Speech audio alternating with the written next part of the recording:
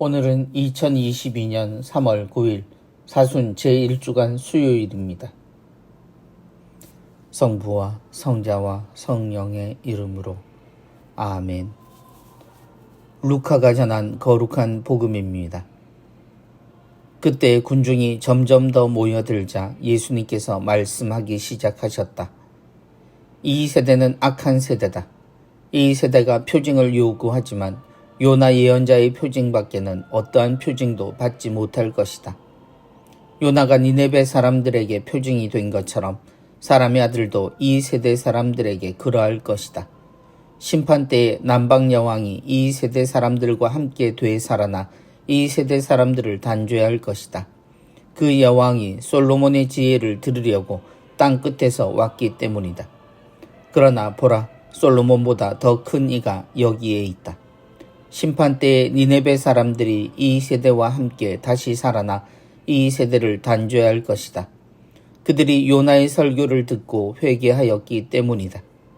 그러나 보라, 요나보다 더 큰 이가 여기에 있다. 주님의 말씀입니다. 그리스도님 찬미합니다. 요나가 니네베 사람들에게 표징이 된 것처럼 영화에서 반전은 영화의 전체 내용을 새롭게 만들어주고 큰 느낌을 전달하는 데 중요한 역할을 합니다.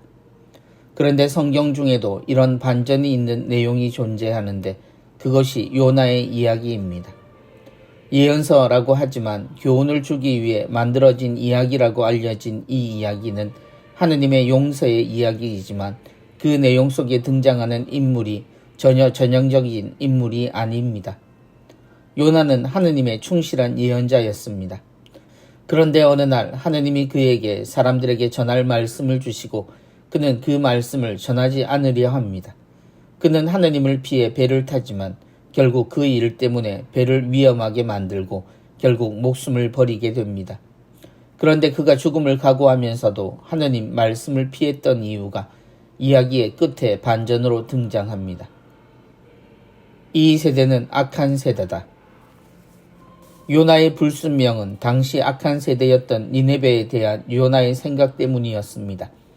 그의 생각에 니네베는 하느님의 징벌을 피해서는 안 되는 나쁜 백성들이었습니다.